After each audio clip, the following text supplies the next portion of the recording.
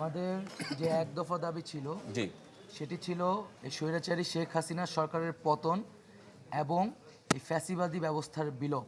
জি তো শেখ হাসিনা পদত্যাগ করেছে, তার পতন ঘটেছে, কিন্তু ফ্যাসিবাদী যে ব্যবস্থা রাষ্ট্র কিংবা বৈষম্য যে বিরোধ যেটা আপনি বলছেন। ফ্যাসিবাদী যে রাষ্ট্র কাঠামোটা এবং তারা সেটা কিন্তু বজায় রয়ে গেছে। তো এই ফ্যাসিবাদী ব্যবস্থার বিলোপের মাধ্যমে আমাদের চূড়ান্ত বিজয় অর্জিত হবে। আচ্ছা, তার মানে আপনারা এখনো সন্তুষ্ট নয়। আরেকটা জিনিস আমরা দেখলাম যে আজকে সেনাপ্রধান বক্তব্য দিয়ে বলছেন যে অন্তর্বর্তীকালীন সরকার গঠিত হবে এবং বিভিন্ন দলের সঙ্গে তারা বৈঠক করেছেন, কিন্তু সেখানে আমরা আপনাদের প্রতিনিধি কিংবা যারা আন্দোলন করেছেন রাজপথে থেকে সামনে তাদের কারো পক্ষের কথা আমরা শুনিনি যে তারা উপস্থিত ছিলেন। আপনারা তো কেউ ছিলেন না, আপনাদেরকে তো ডাকা হয়নি। আপনারা কি চান যে এই অন্তর্বর্তীকালীন সরকারটাও কেমন হবে সেটা আপনারা বলবেন কিংবা তাদেরটাই মেনে নেবেন? এই যে অভ্যুত্থান, যেটা বৈষম্যবিরোধী ছাত্র আন্দোলনের নেতৃত্বে এবং আহ্বানে সারা বাংলাদেশের ছাত্র জনতা একত্রিত হয়ে একটা গণ অভ্যুত্থানের সূচনা ঘটেছে।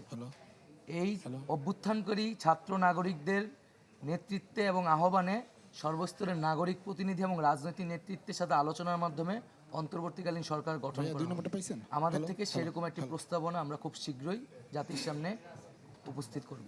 তার মানে আন্দোলন এখনো শেষ হয়নি, হয়তোবা প্রাথমিক বিজয় হয়েছে আপনারা বলছেন, কিন্তু প্রথম ধাপ হয়েছে। কিন্তু আপনারা একটা সরকারের কাঠামো দিবেন, মানে সব সেখানে কি রাজনৈতিক দলগুলোর সাথেও কথা বলবেন আপনারা?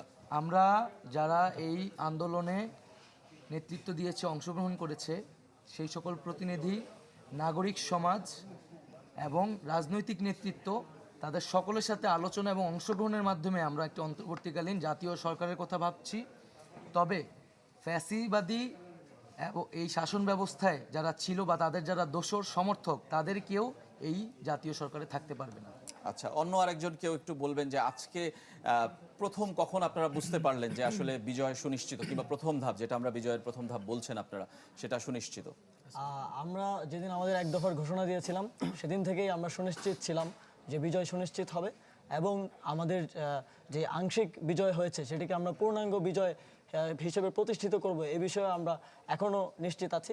এবং তার জন্য ছাত্র জনতা ঢাকায় থাকবে, রাজপথে থাকবে। যতদিন তারা তাদের অভিষ্ট লক্ষ্যে পৌঁছাতে না পারবে ততদিন পর্যন্ত এই আন্দোলনও চলমান থাকবে। নাহিদ ভাই যেমনটি বললেন, আমরা একটি রূপরেখা প্রণয়ন করব, তার ভিত্তিতেই সরকার প্রতিষ্ঠিত হবে। এটা কতক্ষণের মধ্যে কিংবা কত দিনের মধ্যে এই রূপরেখাটা আপনারা দিবেন?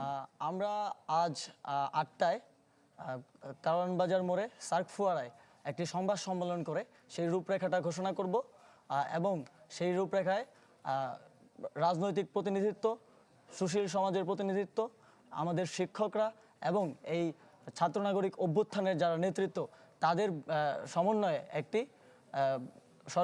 সরকারের রূপরেখা আমরা দিব, এবং সেটিকেই বাস্তবায়ন করতে হবে।